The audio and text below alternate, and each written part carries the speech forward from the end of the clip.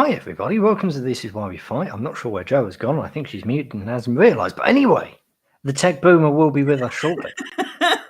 No, I wasn't muted at all. Hi everyone, welcome. Hi everyone, welcome to the show. I'm the tech boomer. Thank goodness Jordan was here because I was just chatting away and it's all good. I hope everyone is well. It's always horrible when that happens because I know logically that you're talking, but I never know if you're actually there. If you know what I mean. Like, are you? The next time I do this, I'm going to say no. I of course I was talking. Why can't you hear me? And I hope all the chat will back me up. That's what I always worry about. I always worry about just cutting halfway into a sentence because I can't hear you for whatever reason. Well, whatever. Good evening, chat. We hope you're well. First off, mic test. Am I on the right microphone tonight? Or no, you're on the right mic. Oh, that's a nice change. Thank you.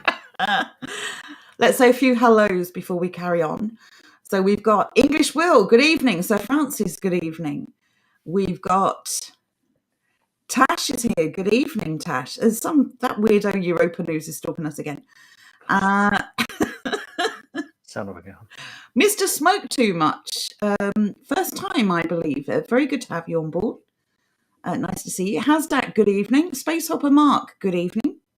Xanth is here. Good evening to you. Okay, I think we're just going to crack on. We've got a lot to get through on the show. We want to talk about same old, I suppose, but with a twist. What are we talking about? Not as much of a twist as yesterday's twist. I'm still really upset by that geezer, Tim, whatever his name was. Tim Wanamaker. Tim, I'll give you a little nudge just to pull you in. And then I'm going to completely erase my own arguments in the first paragraph with all the other cuckery that carries on. That was rather an amazing article, actually, wasn't it? I think. It was, as we were reading, it was getting worse and worse and worse. It started off basically at the sort of level you would expect out of the Times 20 years ago. Yes. And towards the end, it became The Guardian. It's quite impressive. Yeah, the funny thing is, we said, didn't we, when we started reading, it's like, wow, this is amazingly aware and awake for a mainstream media article. And of course, yeah, they tricked us, damn it. But yes, it was awful. It must be said he got me good. I didn't see that coming. Imagine just that phrase, that one statement, where you basically say, I was willing to give up our freedoms temporarily in exchange for security and safety. I mean, come on. It's almost as if some people haven't looked back at history. I think people genuinely are so naive when it comes to history, so unaware of how tyranny gets a foothold. And this is a prime example of it, what's happened in the last year. I think a lot of people at the moment live in this weird sort of fantasy where we're beyond that stuff. Yeah, exactly. It'll never happen again. We defeated that once before, and that was the end of it. Yeah, it's just a short lockdown. It's just one vaccine. It's just a few weeks. It's just your grandma. It's just the schools. It's just the nursing homes. It's just your shopping. It's ridiculous. Absolutely ridiculous. Slippery slope has never been more relevant than it's been over the last year. But anyway, let's have a look at this article that we found. We want to discuss this tonight, and then we're going to have a chat with you wonderful people. So let's have a look. So I don't know why that moved. Oh, it's because I made it slightly bigger. Okay. Tech boomer. Shut up. That's the answer to all problems. Different COVID vaccine passports may have to be used at once, expert says, an unnamed expert. Leading expert, again no name, forecasts that if the government gives the go-ahead for passports, many people may need several of them if the government gives the go-ahead. That's amazing. Do you want to read some of this or shall I go through it? Oh, you can read it. Okay. So millions of Britons could have to use several different COVID vaccine passports at once. According to the head of a government-backed trial, again no name, it means families could be forced to use a variety of apps or paper alternatives depending on the situation, from travel and cultural events to the workplace. Boris Johnson is expected to announce plans for around a dozen pilot COVID status certification schemes at large events such as the FA Cup final, the League Cup final, the World Snooker Championships, and potentially the Brittle Gloss. These pilots would follow a major government-backed trial that is already up and running, operated by the London-based biometrics and cybersecurity firms iProve, which provides facial verification technology to the Home Office and the NHS, and MVine or MVine. According to iProve head Andrew Budd, the trial indicates that any COVID status credential programme in the UK is likely to require multiple different schemes, with many people potentially using a variety of alternatives in different situations. That's the long and the short of it. I don't really want to... Oh, hang on, there's one more section I want to read, and then we'll discuss. The way the status certification information flows in the air transport environment, which is actually completely different from the way it happens, say, in a care home, where compliance requirements are high. And this is the way it flows in a pub, where people are never carrying any ID. What? And wish to stay anonymous, Mr. Budd said. Never carry ID in a pub? What? Is he in a James Bond movie? What is he talking about? And wish to stay anonymous. I mean, if he's talking about people who don't wish to sign in or have their faces, data on their facial recognition collected, in that respect, yes, they wish to go about their business without checkpoints, essentially. But never carry ID in a pub. I don't know. Most people take their wallets, don't they, in their purse? Driver's license? I don't know. Obviously, this man is from 1920s or something. I don't know. He's thinking of speakeasies. Asked if he envisages people carrying a number of passports, or whether it's more likely that each person selects one from a range of passport options, Mr. Budd replied, I don't think anyone knows. No, you don't know, Mr. Budd. So you've got to basically walk around with a bunch of apps on your phone, and you're sitting there every time you want to basically scratch your backside, you have to pull up an app, work out which one you need, and then get someone to give you permission to do it. Ridiculous. Can you imagine if they were all paper? Well, you'd have a special little bloody COVID passport wallet on top of your which doing they're moving us away from cash because of dangers of COVID. This smacks of European checkpoints. I don't like this at all. I don't like any of this. There's so much of this I absolutely despise. It started off in the first sentence where they said a government-backed trial. Yes. The man who was recently receiving a pay packet from the government has got something to say, and he's going to say that we need more government. I wonder why. I wonder why somebody taking money from the government would say we need more government. Who would ever have seen that coming? He goes on to say the return of workers to offices could also spawn a huge class of COVID passports in themselves, according to Mr. Budd. In many cases, organisations are undoubtedly going to have legal obligations in relation to check people's COVID status. No, the answer is no. My private medical business is mine, and my employer does not have access to it. They don't need access to it. When we bring our people back into the office, I suspect we will have no choice but to check their COVID status for health and safety purposes. I don't know, but I suspect that's something we're going to hear about from the government, he said. Oh, I suspect. That's it. It's a very short story. So anyway, that's enough of that nonsense. What do we think about this chat? There's so much to pull apart. There is. Just scroll down a little bit. Keep going. There we go.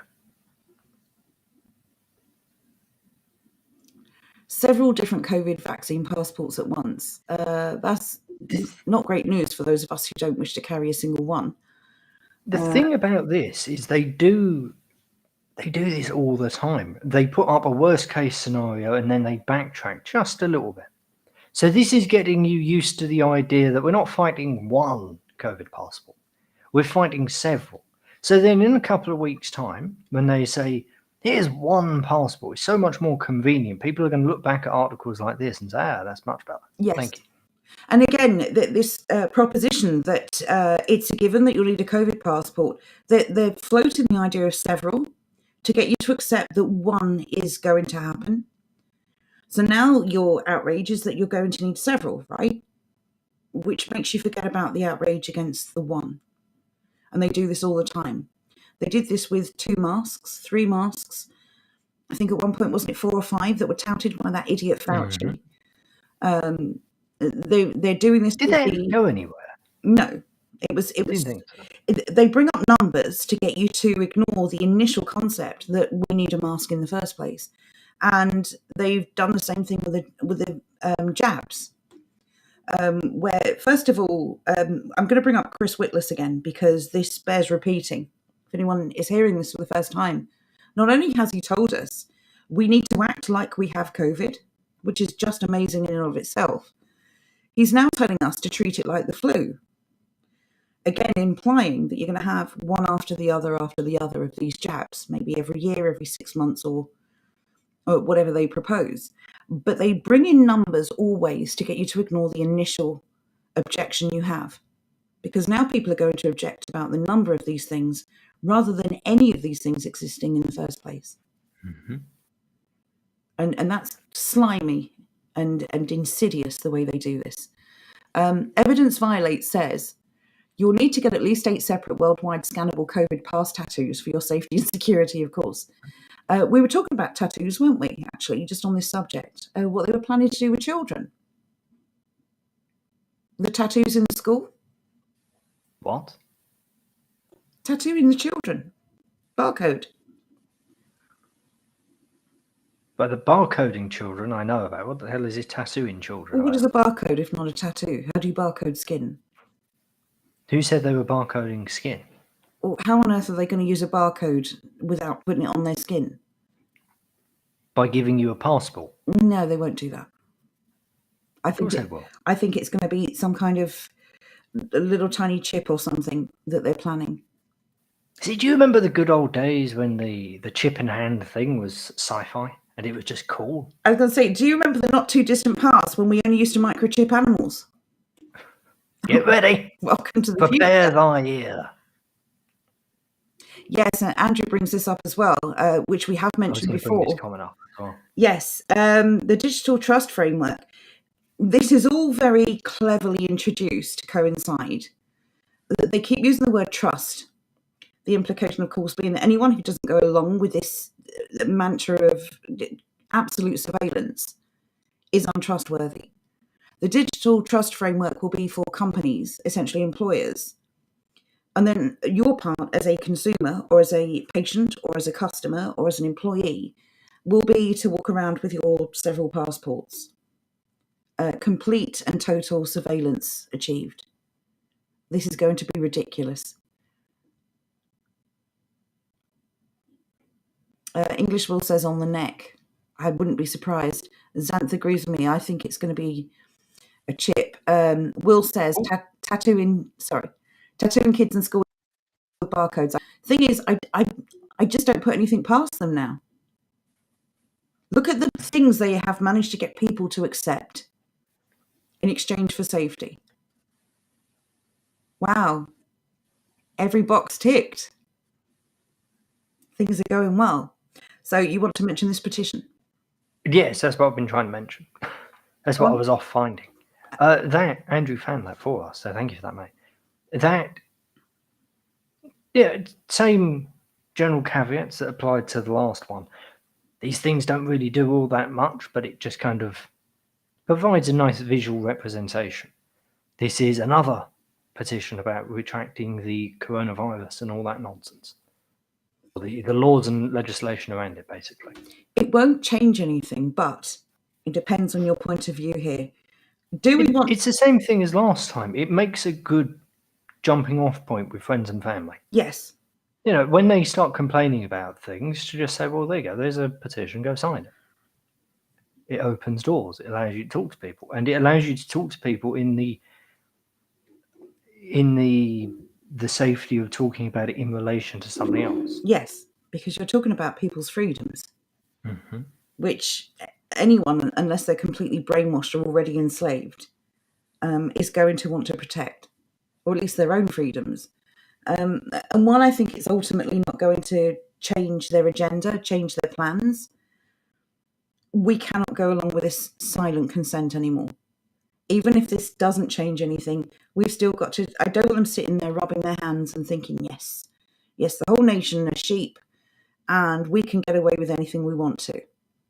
I want them to keep seeing these petitions. I want them to see that people are still fighting back, pushing back. So it's really incumbent upon us to make sure they get that message. We're not taking this. We don't agree with this. Our freedoms and our liberty are not for sale to anyone. So in that respect, it is worthwhile. It's a few moments of your time. So please, if you do have the time and you have access to a computer, please do sign that petition. And if anyone's worried about the government, gathering your information, let's not be coy here. They already know who we are. They already have our information. Yeah, we're already well along the road. We're already registered in the system. So, all we have left are our voices. Let's not waste them. So, yes, anyway, so back to this article. So we were talking about, this is ridiculous. This whole article is ridiculous. It's another performance to get you to move away from the idea that the passport itself is ridiculous and really focus on the outrage of how many you're expected to have. But we were talking about businesses. This will finish off businesses if they go along with this nonsense. And I don't think businesses can afford to go along with this nonsense. I think that the government desperately want us to believe that this is going to be life moving forward. I just don't believe it. They're very, very desperate for us to believe that. They keep pushing this idea. Look how early on during the pandemic, alleged pandemic, that they were pushing the idea of the new normal. Yes. It was almost instantly. Yes. Somebody sneezed down in Maidstone. They were already gathering around and said, "Oh, the new normal is here. We're never going back to normal." Well, this is it, because once people accept their fate, they stop fighting. This is what they want. Mm-hmm. And we've still got so much fight left in us. We cannot back down on this, not ever. Again, it may not stop them, but this is our preparation time. And at least we can say that we never gave up. We never just accepted this slavery, this mass surveillance, and we never will. And we owe it to the next generation to fight back on this, because we are leaving them open and vulnerable to whatever the government have planned for them. If we don't fight, it's our duty to fight so that children don't have to. And we need to protect them from everything that's coming. This is where friends and family come in so powerfully. We need to start bringing these people into this somehow. Yeah. We need to start talking to them about it. Well, even if we've had conversations with them in the past and they didn't go terribly well, now is the time to try again and try again and try again. Yes. At the end of the day, people will not like where they end up, and they're going to remember the people who were standing there saying, this isn't a good thing. We shouldn't be doing this. Might take a couple of years, might take 4 or 5, who knows? But eventually all those people who laughed at us now are going to be standing there saying, they were right. Yes. Maybe we should have listened. And in the meantime, we've spent a good couple of years building ourselves up. We've built our little communities. We've got ourselves, little jobs doing bits and bobs. We've learned skills. We've networked. Exactly. We've been able to survive. Yes. And they have kind of sat there accepting everything the government has told them, have been absolutely destroyed as a result of it. The thing is, this is not going to end well for everyone. But we still have choices. We have choices as to whether we are the group that it's not good for, or it's the group that fights back and makes something good from it. There are going to be a lot of people that already accept that this is their fate. A lot. But there are going to be an equal amount of people who will never accept this. Mm-hmm. And it really is time for us now to choose the kind of future we want. Because we do still have choices. And we do still have influence with our loved ones and our friends. But if the moment we give up, it's over. The moment we stop fighting, they're going to push through with these plans regardless. It's only the few courageous people who stand against this, regardless of their personal cost, who keep signing petitions, who keep, sending around posters and videos and sharing information. Those people are making a difference. Absolutely promise you that. And even if it's one person at a time, even if it's 100 people a day, that's 100 people you have made to realize everything is not what it seems. That's 100 people now researching and seeing what's really, really going on. So, yeah, keep fighting, keep sharing information, keep talking to people, keep networking, keep speaking to people in your community. And even if you reach one person, it was worth it. Just one, it's still worth it. But yes, this is going to be the death knell for any business, I think, that engages in this mass surveillance. I'm sure we've all heard about the facial recognition scheme that was floated regarding pubs. I believe that has been abandoned now. Which is exactly the purpose of it. Yes. It was basically Worst case scenario. Yeah, these sort of things, the way they treat them, they're like a sacrificial lamb. While they may actually want it to die, that's the entire purpose of it. They don't care about it at all. It is simply there to push the envelope a little bit more. Well, yeah, we talked about this, didn't we, at the beginning? They've had a few tactics they've used on us. The first one is it's only temporary. It's only for a few weeks, days, hours, whatever. And the other one is that they'll give you the worst case scenario, like facial recognition in pubs, and they'll abandon it. But now you've got several COVID passports. So they'll give you something absolutely appalling that you'll definitely reject, and then they'll come back with something a bit softer. That some See, the people will question accept. is what is a good comeback for these things? How can we use that tactic against them, if at all? I think that's one of those things that they're able to do because they are the ones in control. They're the ones who control the media, so they can push these ridiculous ideas, and we have no comeback. Well, we're just getting back to the pub for a moment, and I can't remember any of the details. Apologies. Wasn't there a group of people in protest at the lack of access to pubs? Didn't they all take their drinks to Parliament steps? I can't remember. Yeah, they did that in Cardiff. Cardiff, there you go. And they said, that was awesome. If you take away our pubs, we're going to drink on your doorstep. And I don't know what the outcome of that was. If anyone in the chat knows, please let us know. That's the kind of thing we're talking about, where you all just, like a hive mind almost, you kind of plan very loosely online, and then you talk to people in real life. Everything you plan online is infiltrated. Every kind of protest I'm talking about, anything where you come together.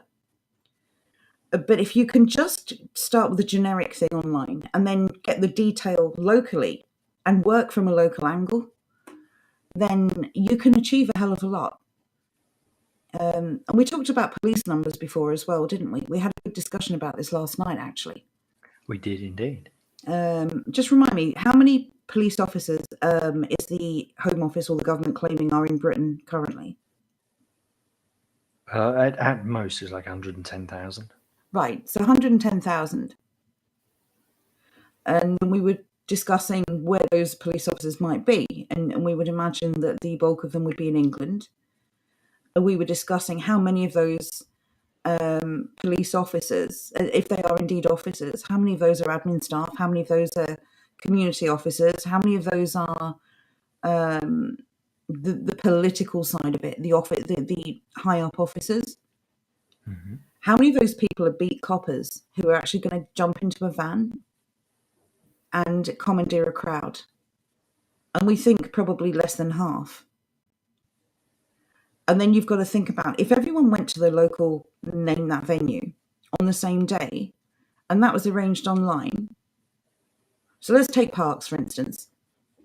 So if we said to you right now, let's do a park protest, right?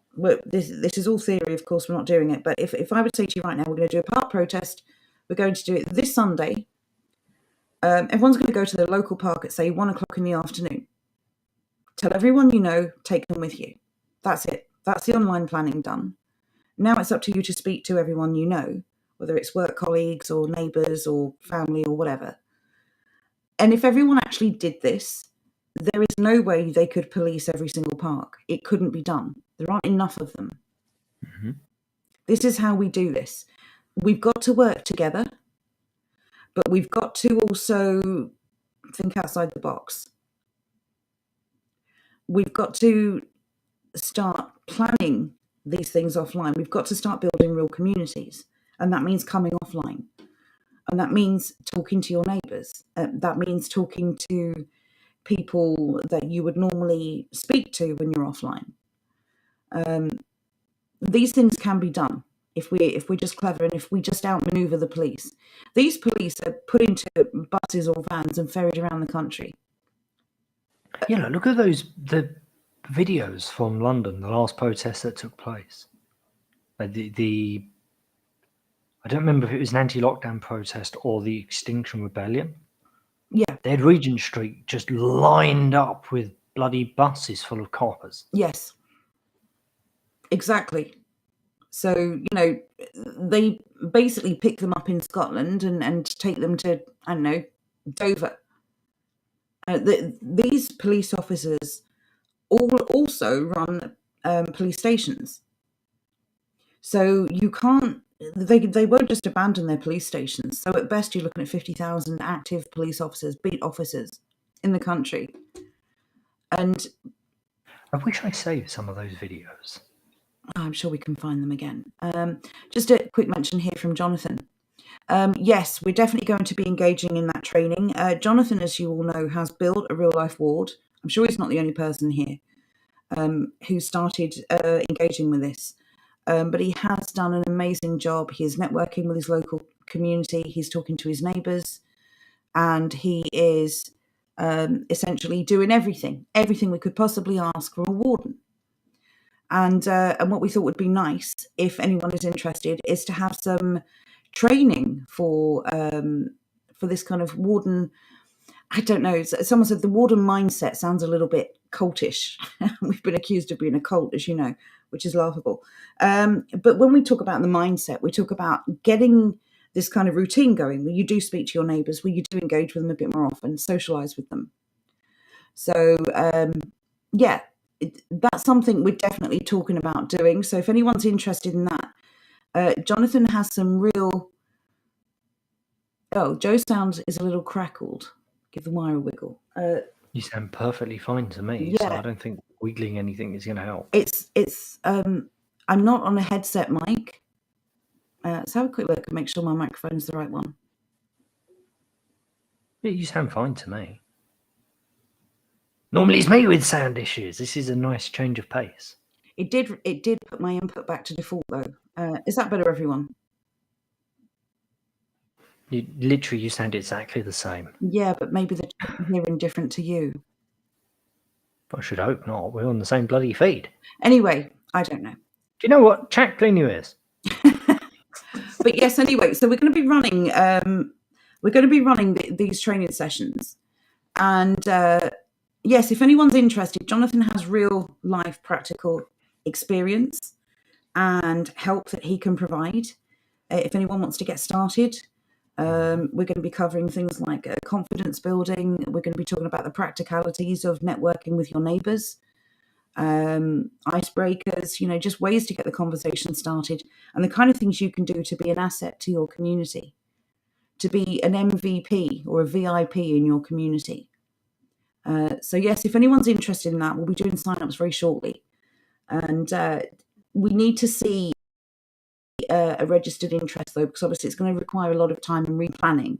So if anyone wants to register an interest, we'd be very grateful if you could do it in advance, just to give us an idea. If anyone would like us to cover anything specific, that would be great.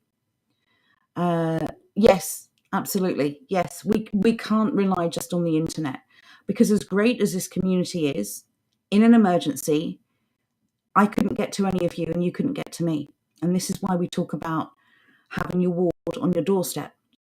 You need who can get to you in a moment. Mm-hmm. So it's very important that we do this. You need people who are basically there by default. Yes. Oh, we're all fired, says Johnny Dick. There was one comment that I did want to read out. It might be a bit boring for most people in chat, so I'm just going to skip over it quickly. Which one? When my mouse works. There we go. Thank you very much. Jonathan has said, has everybody heard about the new internet virus practice coming in the following weeks? No, I was going to bring that up. Haven't heard a thing, Jonathan. So if you could explain, that'd be great. Right. A couple of weeks ago, actually, no, I think it may even just have been last week, actually. A couple of things got hacked, and I don't really understand it because it is high-level programming. But basically, the way things work, things like PHP and that, Roy would probably be the best person to speak on this. They just save as basic text documents, and then they're sent off to the server, and the server translates it, understands what it needs to do based on what is said in the text document and the file extension. Right. One of those got hacked, and from what I understand, even though it is a very, very minor hack, it didn't actually do anything from what they've said so far. It kind of opens up a very interesting door in that now they're not even going to need to hack individual websites. They're just going to be able to hack the entire code base. Okay. And this is but like the last year, there's been a hell of a lot of really weird cyber hacks and just weird goings on in general. Like, I think about 3 weeks ago now, a server center burned down in Germany. I remember reading about that. That was strange. I've never heard of one of them burning down before, and I don't see how that's possible. They run special cable through it, which is just you can't burn it. First off, it's glass, but beyond the glass in it, the coating on the outside just kind of smokes, and that's about it. So I've never heard of one of them going up before. I don't see how that could have gone up, and it's just very, very strange. I'd like to know what sort of things were kept on those servers. I have a feeling something kind of important was, and it may have been the only copy. Or is this some kind of false flag to justify more interference? I don't know. I can't see any interference coming from it. It's just very, very strange. But this does build, as I said, upon the what the hell are they called? Not Cyber Sun. I can't remember the name of the company. The company was hacked at the beginning of the year. So what's the new internet virus practice in the following weeks, and what specifically is that? That they can just hack the whole server? No, they're not even hacking a server. They've hacked the code base itself. They have the ability to get into websites without even getting onto the server, effectively. They being the government? Well, probably, to be honest with you. Wow. Okay, well, there you go. It's interesting times, let's put it that way. I mean, obviously, the biggest, I think the biggest threat to this agenda, this great reset, this new normal, this beans, means, Heinz nonsense, is the fact that we come together online as communities. It's the biggest threat to them, but it's also the easiest way for them to track us. Using the internet to organize, to meet, to build our communities. How would they know?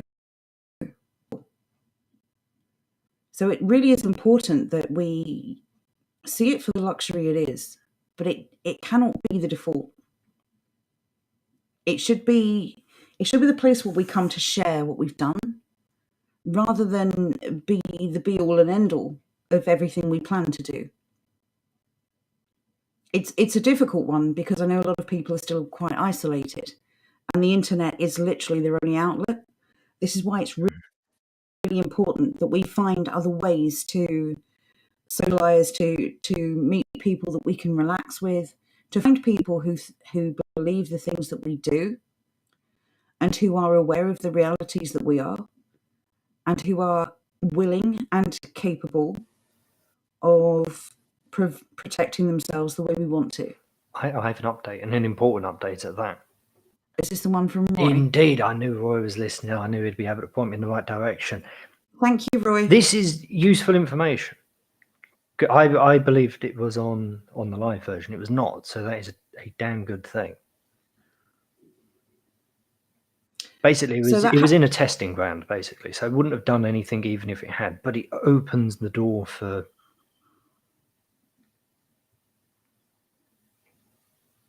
Again, no one runs the dev branch, which is correct. so Xantha's asking, what is PHP? Scripting language. It runs... I'm not going to say all websites, but anything like WordPress would be running on PHP. I think most of the cookie cutter websites, the names of which I've completely forgotten suddenly. Those obnoxious adverts that people run? Wix and people like that, not Wixes. Wicked Wix. Squarespace, those sort of websites. Oh, yes. Yeah, those sort of things I think are mainly done on PHP. I may be wrong on that, but pretty much. So in layman's terms then, for those of us who are tech boomers, it must be more than just me, come on. What does this mean in reality for us? In reality, this is nothing to worry about because it was not on the live code. If it was on the live code, quite honestly, I have no idea. That's way above my pay grade. The only thing I know is that is not a good thing at all. Okay, the only thing is when the government tests something, or when there's a test, a practice at something, normally ends up being practice for the real thing. Mm-hmm. So that would be my concern. But okay, so nothing to worry about for the moment. No, it's nothing to Maybe keep an eye on concern this. yourself with. It's just yet another very interesting thing that has happened over the last year in these regards. Yeah. Okay. But there has been all sorts of really strange hacks going on. Like earlier, I can't remember who it was. I think it was Will. He mentioned the Iranian nuclear power plant that was hacked. Which one? Am I from Iran? Do I know every bloody Iranian nuclear power station they have? Oh, I didn't hear Iran. Sorry, I meant which country? No, sorry, the Iranian one. Right. Okay.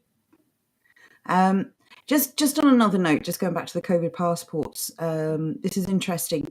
The comedy club called the Hot Water Comedy Club in Liverpool, which was one of the government's big. They had this one under their belt, didn't they? Mm-hmm. That they were going to roll out this COVID passport event. This is one of the first non-sporting. Or what was the ones we read out? There were sports, weren't they? Plus the Brit Awards. Yeah, they were all sport things. Yeah. Anyway, so this comedy club basically agreed to be one of the pilot rollouts for the COVID passport. Mm-hmm. Well, they've thrown the government. They were thrown under the bus by the government, but they have refused. They have pulled out. So the first event piloting the COVID passports has been cancelled. So it looks like while lots of people have let a lot of things go without taking a stand, apparently this attack on our liberties is just a bit too much for most companies to swallow. And I hope many more copy. I genuinely hope many more copy. So there you go. Good all news the there. Independent businesses should. Obviously, the national and international brands are not going to, but every independent person out there, every independent business rather, should definitely boycott all of their nonsense. Yes. And just we should support them in doing such. Sorry, go on. On a hilarious note, I did notice this headline earlier. So while Boris Johnson is rapidly rolling out the end of our freedoms, Joe Biden, old sniffer Joe, is he falling down more stairs? He says that this scheme is incompatible with freedom and individual liberty. Commie sniffer Biden. Did you also see that video of him where he was telling somebody to social distance while he was about 2 inches off the geezer's nose? Yeah, Joe Biden doesn't do well with personal space, does he? He's weirdly endearing at times, it must be said. There was something rather amusing about that. And there's another story I saw. I've been looking through the UNN website because they're not mainstream media, and I tend to go Mhm. there for the real news. Bombshell research has concluded that certain face masks could be harmful if worn for a long period of time. Well, what a shock. What a shock. Yes, I just want to bring this up from Xanth. Now, I'll be honest with you, I have not looked into any of this. But because I've had a media-free day. I try to make most days that way. Under 30s are being offered a different jab, so they're not going to get the AstraZeneca jab. Mhm. Let's have a discussion about getting- this. They're getting the Moderna one. The Moderna one, which is code for mDNA. They admit it. RNA, but thank you for trying. Oh, whatever. mRNA. Yes, mRNA. That's what I meant to say. Anyway, the point is that and I can't remember where I read it. What did AstraZeneca change the name to? I'm going to go look that up because you've asked me this 3 times over the last couple of days, and I've forgotten every single time. I'm looking it up now. Okay. Oh, Vaxzevria. There we go. What a stupid name. AstraZeneca has renamed its COVID-19 vaccine, a move that coincides with the company's struggle to reassure the public that its drug is safe, following numerous reports of potential adverse effects. Vaxzevria is the name. There we go. Let's have a quick look at this, shall we?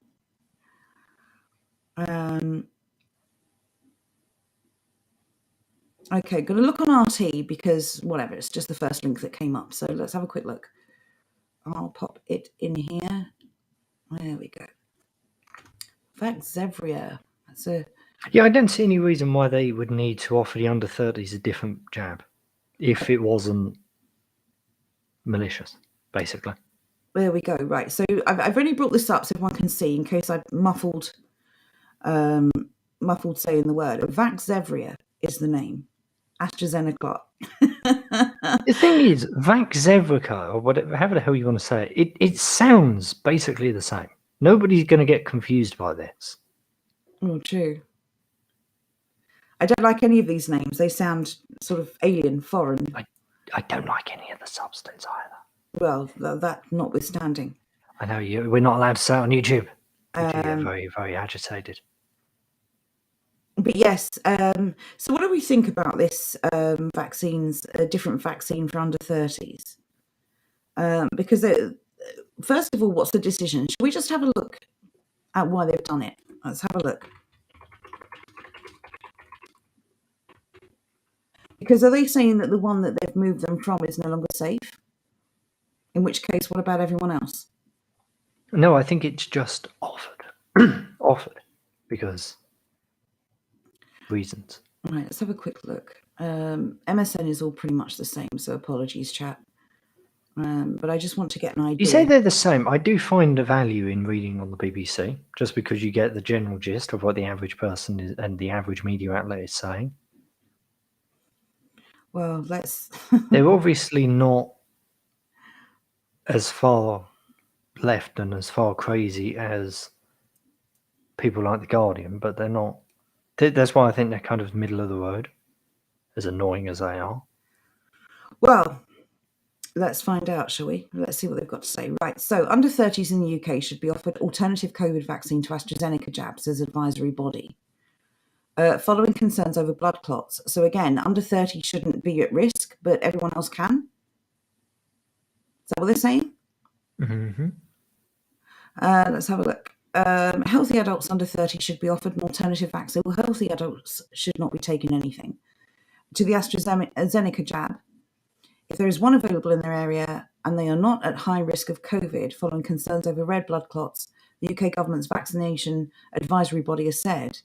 England's Deputy Chief Medical Officer, Professor Jonathan Van Tam, called the move a course correction so there should be zero or negligible impact on the timeline for the UK's vaccine rollout. So, again, why are they protecting under 30s and everyone else is just whatever?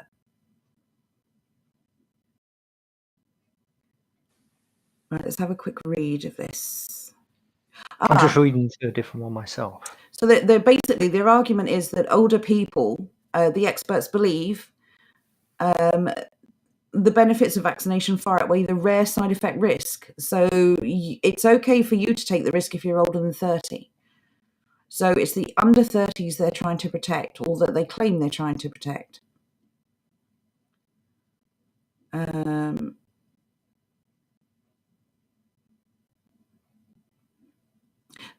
the government's Joint Committee on Vaccines and Immunisation, it's Wai Shen Lim. Are you having a laugh? Said it had only made a recommendation to government out of the most utmost caution, rather than because we have any serious safety concerns, of course. That's ridiculous. So they're claiming they want to protect under 30s, but everyone else, the risk is worth it. Somebody in the chat mentioned Logan's Run. Right there with you. So I've always had this dilemma whether the YouTube won't let me say it. Never mind. Maybe that's a chat for Discord. What were you going to say, Jordan? I've just come across this really weird graph on the BBC, and I can't make heads or tails of it. Okay, let's have a look. Okay, so weighing up the potential benefits and harms of the AstraZeneca COVID-19 vaccine. So potential harms for each age group and potential benefits. Indeed, but the ICU admissions, bloody hell, I'm so used to reading that word, it's breaking my brain. Due to COVID-19 prevented every 16 weeks, 2.2. For every 100,000 people with medium exposure risk. See, this Are they saying that for every 100,000 people, only 2.2 people between the ages of 20 and 29 are going into intensive care? No, they're saying that only 1.1 are. They're saying 2.2 have potential benefits. Oh, ICU admissions, hang on. Yes, they are. So for the over 30, over 39, look at the numbers rise. 16.7, 31, 41%. No, just 41, not 41%. 41 out of every 100,000. Yeah. I don't believe that. Well, 1 minute. These figures seem remarkably low. Yeah. Based on coronavirus incidents of 6 per 10,000. Yes. Roughly the UK in February. Yes, I saw that. So the entire economy and lives, everything has got them ruined because Jordan, 6 in 10,000 people had it. No, they're saying these are ICU admissions due to COVID-19 that are prevented. So in every 16 weeks, they are preventing 2.2 people going into ICU out of every 100,000. Okay, right. Now this is making more sense. Yeah, this is why the numbers are so low. So the 60 to 69-year age group, they're only preventing 41.3 people out of every 100,000 from going into ICU. How is that a benefit?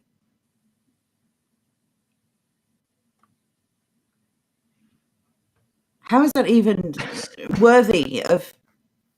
These numbers are so low that I don't think they would willingly show these to shareholders. I think any other time they would try and bury these things. Why are they showing it to the public? Awful. Then again, we misread it the first time. Maybe most people will. But 1 minute. We misread it in the harshest possible light.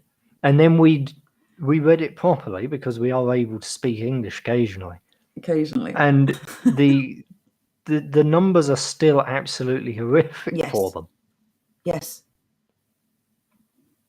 So 1 minute. Based on this, intensive care unit admissions due to COVID-19 prevented 2.2 for the 20 to 29 group.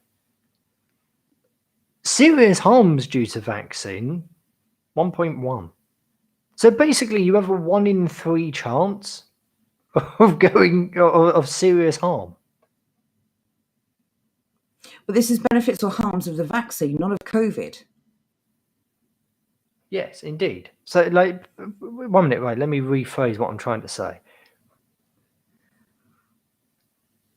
Is there another If graph? you would, Oh, if go you on. don't take the vaccine, you have a 2 in 100,000 chance of ending up in intensive care.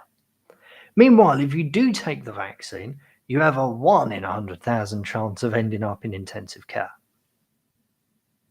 The odds don't really change all that much. No, exactly. That's my point. I would have liked to have a comparison of real COVID cases and compare those to. And as Johnny Not Power points out, this is every 16 weeks, which make the case numbers per week even lower. Yes. And overall, tiny. Because the more people that are involved in this, this is a small, very small control group for every 16 weeks. This is actually kind of remarkable.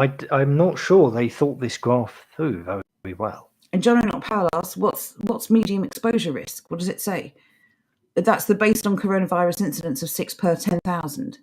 Mm-hmm. Oh, if you were to go through the study, they'll tell you what it is. I just don't. That's medium risk, 6 in 10,000.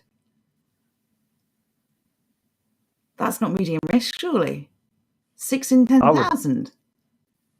Depends what they actually mean by that. No, whatever. The rest of the article's rubbish. Picking Gaz says a pint for every 200 jars of harm due ordered by me. And he says 1 pint per 100 hertz. What's this? They do things like this every now and then when they don't think things through. And they put a graph up thinking, oh, this will really prove our point. It doesn't when you start to really pull it apart. Yeah. Are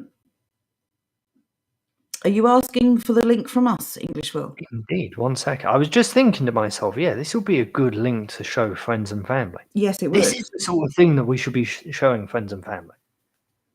Because that little bloody graph really, I'm sorry, it just makes it a laughing stock. It's absolutely absurd. And as Ant says, these are the known potential harms of the jab. The medium and long-term harms are unknown, could be much greater. Indeed. It is still in the trial stage. Yes. Now, this is an important point to share with people. This is being trialled right now. Right now. We are the guinea pigs in this trial. In fact, where's that letter we found? Which letter? The letter. But which letter? The letter. There's so many letters. Well, first off, we've got 26 of them. The one from the healthcare professional who asked, do doctors have to have the COVID-19 vaccine? Yeah, I remember the one. I don't know where it is, though. I've got it. I found it. Do you want to have a quick look through this? Oh, by all means. All right, let me just... Or do you want to leave that for another day? Let's ask the chat. You decide. 1 in chat for more, 2 in chat for go home. Or, stay home. Or that, yeah, definitely. I'm not looking at the chat right now, so I'm trusting you to tell me the truth. I am. There's a 1. There's 1. Do the 1s have it, or do the 2s have it?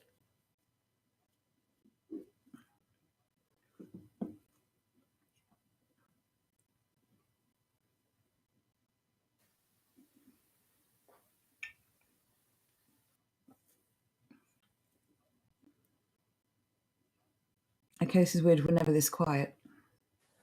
I was just muted. Why? I don't know. Look, my finger got itchy and decided to mute it. So I don't know. Don't question why it does things. Yeah, right. Okay. The 1's have won. There's not a single. Yeah, let's do it then. Let's do it. The 1's have it. The 1's have it. Right. Okay. Here we go. So let me bring this back on screen. Let me take that off and bring this back.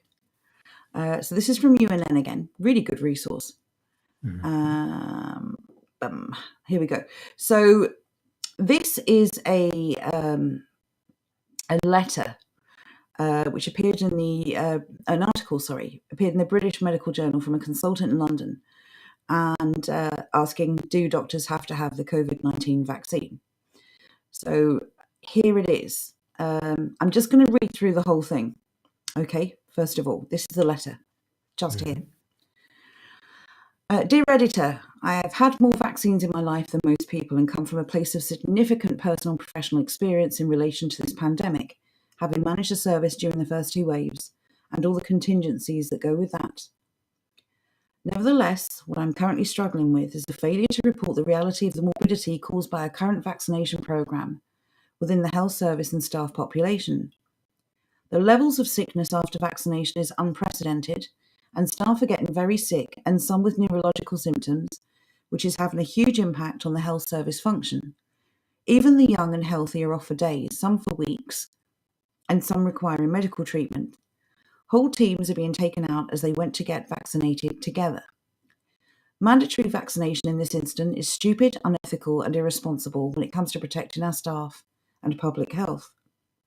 We are in the voluntary phase of vaccination and encouraging staff to take an unlicensed product that is impacting on their immediate health, and I have direct experience of staff contracting COVID after vaccination and probably transmitting it. It is clearly stated that these vaccine products do not offer immunity or stop transmission, in which case, why are we doing it? There is no longitudinal safety data, I nearly tripped up there, a couple of months of trial data at best, available, and these products are only under emergency licensing. What is to say that there are no longitudinal adverse effects that we may face that may put the entire health sector at risk? Flu is a massive annual killer. It inundates the health system. It kills young people, the old, the comorbid, and yet the people can choose whether or not they have that vaccine, which had been around for a long time. And you can list a whole number of other examples of vaccines that are not mandatory, and yet they protect against diseases of highest. Coercion and mandating medical treatments on our staff, on members of the public, especially when treatments are still in the experimental phase, are firmly in the realms of a totalitarian Nazi dystopia and fall far outside of our ethical values as the guardians of health. I and my entire family have had COVID. This, as well as most of my friends, relatives, and colleagues. I've recently a relatively young family member with comorbidities to heart failure, resulting from the pneumonia COVID. Despite this, I would never debase myself and agree that we should abandon our liberal principles and the international stance on bodily sovereignty, free informed choice and human rights, and support unprecedented coercion of professionals, patients and people to have experimental treatments with limited safety data. This and the policies that go with this are more of a danger to our society than anything else we have faced over the last year. What has happened to my body, my choice? What has happened to scientific and open debate? If I don't prescribe an antibiotic to a patient who doesn't need it as they are healthy, am I anti-antibiotics or an antibiotic denier? Is it not time that people truly thought about what is happening to us and where all of this is taking us? Now that's amazing. That is amazing. I'll drop this link in the chat if anyone wants it. This was such a good letter. What do we think about this? There are obviously a couple of there's obviously a couple of things that I didn't like. No, but it doesn't matter, does it? You have to take the good with the bad sometimes. Yeah, it's still going along with the narrative somewhat, but I will say that this is medical professionals now challenging the way things are. Mm-hmm. So there we go. I've dropped the link in the chat, everyone, if you want the link, so you can read this for yourself. Yes, the questions raised were excellent. If there was something that was picked up by Boudicca, Sir Francis, and somebody else, I can't find who. Let's have a look. Basically, it was the voluntary stage part where they mention that. Yeah, where they mention that. It does imply that there is an involuntary stage. Well, yes, if you mention voluntary, It does. There's a reason for it. You won't even mention something to compare it with something else, unless you are, of course, reiterating a point. Yes, the mandation of vaccines, of course, does go against. I think it's Nuremberg laws, doesn't it? Indeed, it is. That said, of course, there are ways to coerce people into having things without actually just making them mandatory. The government does not need to create legislation that says you will have the vaccine or else. They just need to make it impossible for you to live or work or exist without having one. And this, again, is something amazingly well written, very concise, very clear, that you can share with people. So yes, I do like very much that this was a health professional who was saying this. Not that I think that their words carry more weight for most of us than anyone else's, but I think for those who are convinced that this has all been done for the greater good, would be more likely to take the word of a medical or a health professional. Exactly. It is an increased authority. Yes. There's no getting around that. All right, Nuremberg Code. Thank you, Andrew. I knew what I meant. But yes, so this is actually causing concern everywhere. And of course, we're not told about this. And when you think about the things that we still find out that surprise us, and we're online and we're in groups where this is openly discussed. Think about all the people who don't have access to the internet or get all of their news from the MSN, or who don't even watch television, maybe older people. It's very scary that all of this information is out there. It can't be discussed in any open forum because you are called an anti-this or an anti-that. But that is where actually talking to people face-to-face come in. Yes. Because then you don't have to deal with such nonsense. You don't have to skirt around terms and conditions on various platforms. You can just say what you want to say. And then if the person you're talking to doesn't want to hear it, well, they walk away and all is good. Exactly. I mean, if we're going to be absolutely fair, we could say that we don't actually know what the outcome of this vax is going to be, and it could actually help people. We don't know. But the reality is this is still in testing stage. It should not be administered to any single person until it has been thoroughly tested and that the data has been collected and shared with the public. The reality is they are pushing it so incredibly bloody hard. It should not be used on any people at this stage, because there is just no way to know what the long-term effects are going to be, exactly as that letter states. And anyone who has taken it, not just those who have taken it, as an adult, you're welcome to put whatever in your body if you want to. That's up to you, you crazy person. But people are doing this to their children. They're doing this to their children. People have apparently become more afraid of this, less than 1% risk, and they've totally ignored the fact that they're very unlikely to get it. And they're more afraid of missing out on the vaccine. This kind of zealousness for safety.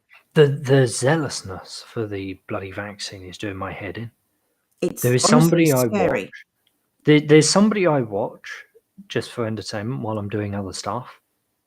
It's gotten to the point where I can hardly watch them anymore, and I've been watching this person for years now. Because in every bloody video, somehow the vaccine is brought up, and it's like God's gift to Earth that we've now got a bloody vaccine. And it's doing my head in. I just can't take it anymore.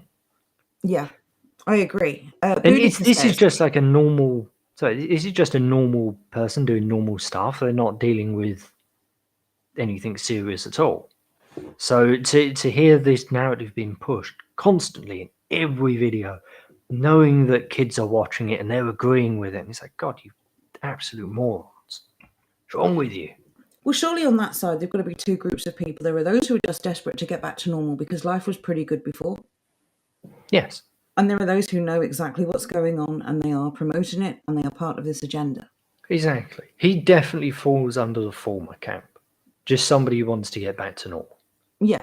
But he's still asking questions, so credit where it's due. No, he's not asking questions at all. That's what I'm saying. He's not asking any sort of question. He's just pushing the narrative that we need the vaccine, we need it now. And it's just infuriating. Absolutely infuriating.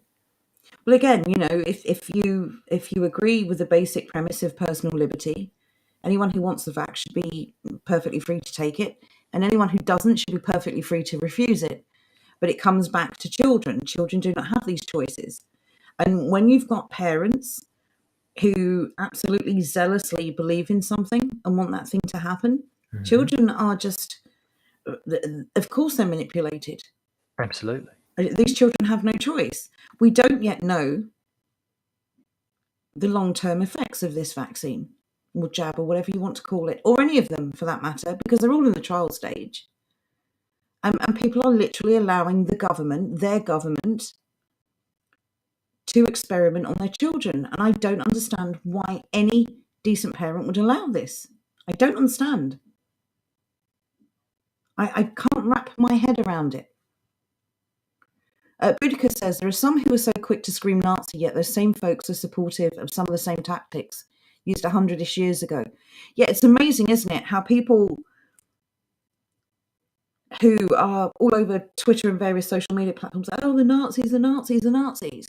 And then it's like, accept your lockdown, sheep. It's amazing.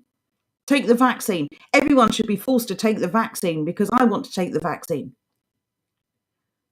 Pretty damn tired of people telling us what we should and shouldn't do. And that's a really good point he made about my body, my choice. We all remember where that came from. And that has been noticeably silent since lockdowns and certainly since the rollout of these experimental treatments. Where are the my body, my choice people right now? When I say people, I mean feminists. God, Where are they? They are currently siding with the government to say that it is not your body and it is not your choice. But they hate the government, don't they? Apparently not. I'm just trying to find a video. I think it is really important that we find this damn video, so I might record it the next time I see it pop up. Anyone who has BT Sport all but certainly would have seen this advert. It is absolutely insane. It is just a woman sitting in front of a camera, complete silence. And then she says, just take the vaccine. And she continues staring into the camera for another 5 or so seconds, and then that's it. It is unbelievable. The first time I saw it, I thought there was going to be more to it. I thought it was stuck or something. But no. I've seen it several times since then. It is creepy. There's just this person sitting there staring. I think it's what they believe it is. It's just this woman sitting in front of the camera, grand total of 10 seconds. First couple of seconds, complete silence. Final 5 seconds, complete silence. Just looking into the camera with unblinking eyes. So what do you think? Weird. Scared, slave, or paid? Paid very well. Actually, probably not even paid, just a complete and utter lack of morals. I will find it and I will put it on Discord and we'll show it on Saturday. I would love to see an actual poll, a real poll, somewhat like the census, where every single household is asked the question, will you or do you agree with the experimental vaccination? Yes or no? Will you take the experimental vaccination? Yes or no? If it was billed as experimental, they wouldn't take it. Not in a million years. But the fact is it's experimental. It is an experimental. Absolutely. They all are. Because they've all been rolled out in a very short period of time. When we first looked into this, wasn't the general consensus approximately 10 years to properly test and trial a vaccine? Correct. And didn't we also establish that the properties of a vaccine are that it protects you from catching whichever disease it's designed to stop, and it's supposed to protect you from transmitting it to anyone else because you can't catch it. So none of the jabs that are being rolled out, these experimental jabs, actually meet the criteria of a vaccine currently, do they?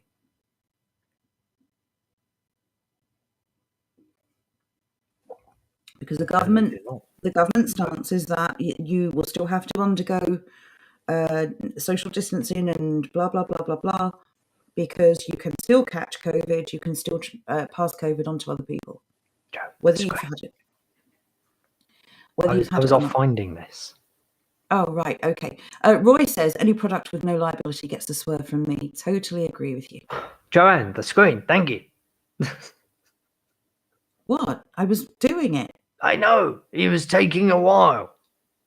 There were just a couple of no's in chat and it was relevant at the same time. Okay. Chill. No, I will not chill. I will do the opposite of chill. Don't You tell need me to to chill. chill.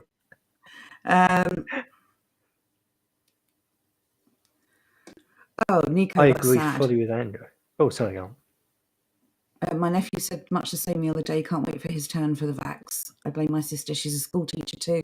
Oh, God. Homeschool your children. Yeah, because these people are they're pushing this narrative onto your children constantly, Yes. and they do it in such sly ways. This is what I really don't like about them. They never say, "Oh, thank God government lockdowns are over soon." They always push the idea that, "Oh, thankfully the vaccines are here. We don't have to Yeah. worry about it." Yeah, well, because the vaccine rollout now, the experimental vaccine rollout, no one's talking about lockdown ending anymore in the mainstream media. Johnny Depp, can you post a link to that speech, please, by Dr. Ryan Cole? That'd be great if you could, please. Please do. Right, just catching up on the chat. Keep talking, Jordan. Okay, thank you very much. They were saying that Andrew said that I'd like pulled up as well. Back in the cage where they belong. They're in a police station for breaking windows at Barclays. Thank you, Johnny, not bad. No, that relies on the theory that feminists get arrested, or that whenever you riot, you get arrested. It's only us who get arrested for riots. Yeah, I've got the comments now. Sorry, Thank you very everyone. much. See, look, I was telling you it was relevant. Until 2023, yes, this date is important. For anyone who has forgotten or isn't aware of why 2023 keeps getting a mention, that is the end of the trial for the experimental jabs. Mm-hmm. So there you go. Oh, right now I could be bribed with chocolate, says Roy. Philomena, where are you? Oh, she's there. Look, she did it. Oh, yeah. I didn't think that was going to show up. It did. Yay. Okay. This is a good point, actually, by John and Not Pow. I don't even take paracetamol for a headache. We were talking about this. I'm exactly the same. We were talking with Nick, weren't we, on Washed the other night, and we were talking about how this is going to affect people now using the NHS at all, doctors or hospitals. Does anyone trust that they won't be convinced, or someone might try to persuade them to have the vaccine if they go to hospital, their doctor, for any other reason? Because I'm not convinced that they won't keep trying. Andrew says they're in breach of one of the most fundamental aspects of medical and scientific ethics, informed consent. The informed part is very important. Right,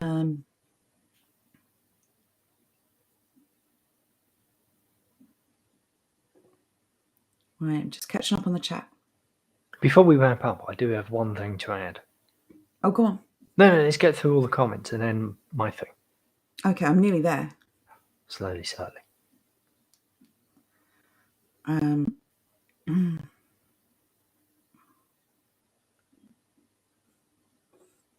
Boudica says, I don't really want the apocalypse, but that might be what's needed to stop this madness in one fell swoop. It makes you think, doesn't it? How bad do things have to get before this all stops? Hi,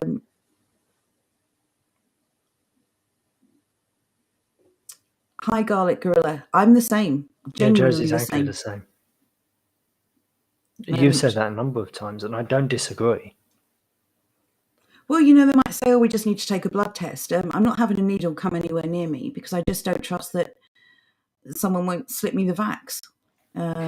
It would be a little bit suspicious if you go in and you've got, I don't know, I can't think of any sort of injury, like a broken arm. There you go. Oh, we when I just come need a out with blood test COVID. for your broken arm. Well, that's true. Yeah, but they're like mechanics. No offense, mechanics. Dodgy mechanics. They tell you there are things wrong that Okay, there are not wrong. just call them quick fits, okay? Yes, quick. You can't get better than a quick fit fitter. God, I don't think you could get any bloody worse. Interesting. That's another nudge. They're the boys to trust. That was in their jingle, wasn't it? Cool, blimey, I haven't heard that in years. Johnny Not Power says, yes, drink plenty of water. Most headaches are due to dehydration. This is what I tell Joe. See, look, why don't you listen to us? We're doctors. We're professionals. I don't trust doctors, so I'm not listening to you. We're professional non-doctors. I'm drinking loads more water actually than I did before. And there you go. So yes. not just coffee. It's good for you. Yes, can we just have a quick mention that Nick is streaming from 9 p.m. on DLive. If you aren't already there, his music mixes are amazing. And go and show some support, please. If you want to get over there, that's on DLive. That's 9 o'clock. The address there is up on the screen. If you want to type that in, I'll leave it up for a moment.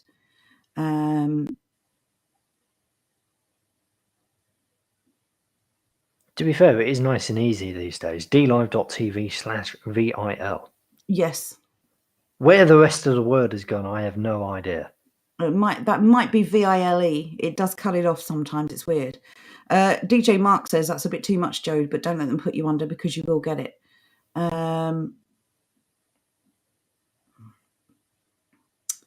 Abudika, there you go. There's a good comment. Drink tea with passion flower and rosemary for a headache. There you go.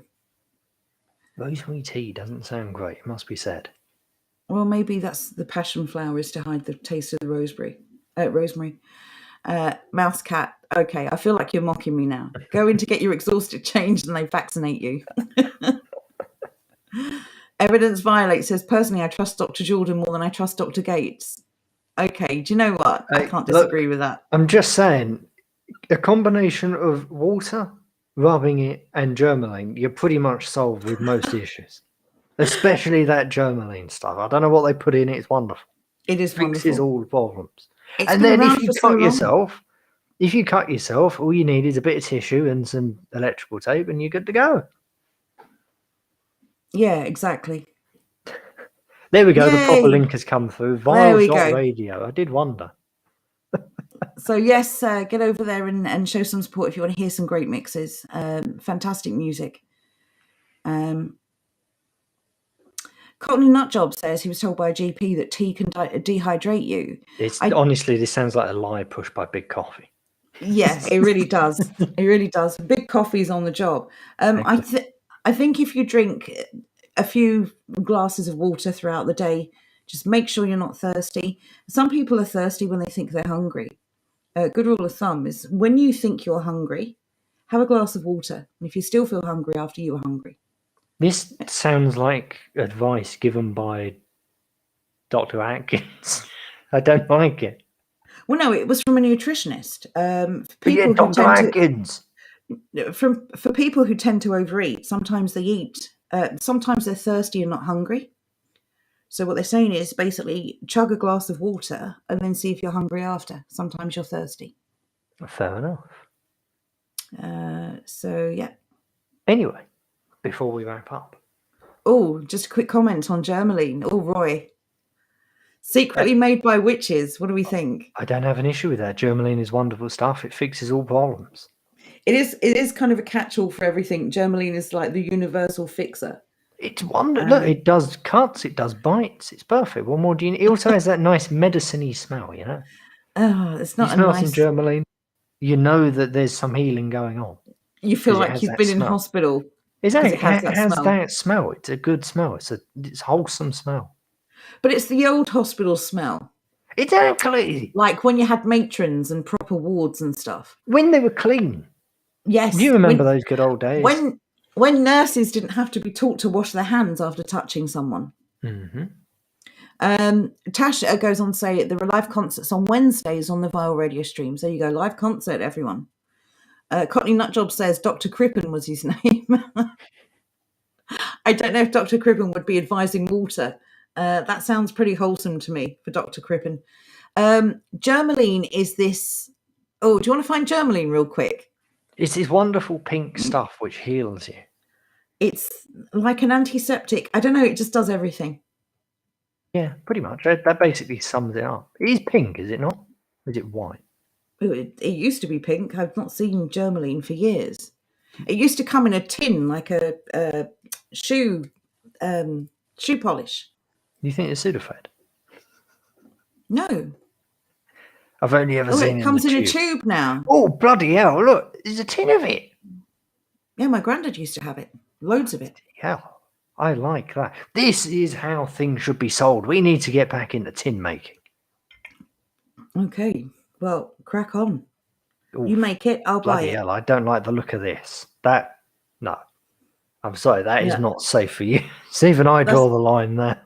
That's a bit too pre-Victorian for me. That's a little bit much. This, on the other hand, it looks usable. That looks acceptable. Right. Anyway, let's quickly catch up with the chat. I'll answer that for you, Mark. Yes, he actually was a DJ, a real life DJ. Now he's an online DJ. Mm-hmm. Eventually, we'll get back out into the real world. Yes. Daffyd says, spent my whole childhood with Germaline on my knees. So did I, actually, Daffyd. Cut here and a graze there.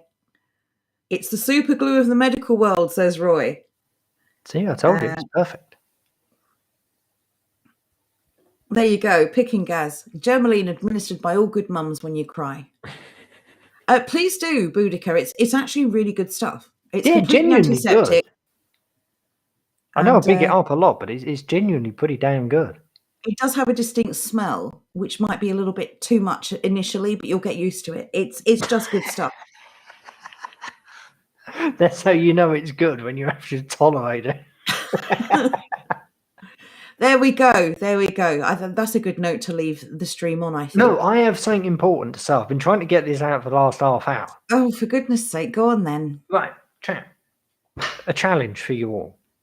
The other day I came across something. I've never seen anything like this before. But it was a made-to-order welder. The reason I'm bringing this up is because I found it quite interesting that there is a small British manufacturer somewhere in this country producing a handmade item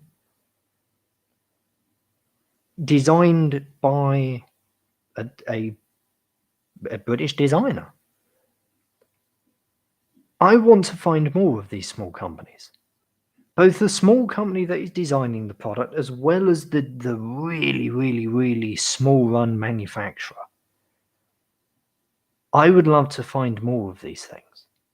So, if you do find them anywhere, somehow, please do put them into Discord and let us know about them more. Or put them on the forum as well, actually, for that matter. There you go. Request made. I hope you can help out with that, chat. Be much appreciated if you can. Indeed. We may even cover that world a bit more in future. Wonderful. So here's what I want to end the stream on, though, because it's just a lovely comment from Cockney Nutjob. Tin items and meat wrapped in paper. Yes, I like that. That's still my heart. That's amazing. It's some good, wholesome times. That's what that is. Yes, absolutely. Yeah, we don't need to dismiss modern things. We certainly should be taking advantage of things like that. But we can have modern efficiency, but we can still have old-fashioned, warm, traditional, feel-good products. And this is how we do it. We bring the modern into the past and we bring the past into the future. We can have both. We can have grace and beauty and efficiency all wrapped into one. So let's start thinking along those lines. If you find any pictures of anything, any modern versions of old things or just anything really that you look at and you think, oh my God, that's the memory. Please share them on the Discord. They make everyone smile. And these days, that's no mean feat. So yes, okay. On that note, I think we're going to say goodnight to everyone. Thank you, as always, for joining us. You wonderful people. We really, really hope you have a fantastic Wednesday. we'll have a couple of announcements actually for this week. We've got This Is Why We Dig tomorrow. If you have any gardening questions, it is hosted as always by Jonathan and Andrew. Mm-hmm. So turn up tomorrow at 7:30 if you would be so kind. Throw your questions at the boys and they will do anything they can to help you within reason. They won't come around and dig up your garden, for instance, but they will answer your questions if they can. Friday, of course, is another Let's Talk About. That is not a live show, just to make it clear to everyone. That will be a YouTube premiere. Yes, I'll remember to upload it this time. It will be a YouTube premiere only. It will go over onto Forgot about that. Odyssey after. And that will be at 7:30. And we're back for the live show on Saturday, as always, again at 7:30. So thank you all. Enjoy the rest of your week. And we'll talk to you again on Saturday. Indeed. See you Take then. care.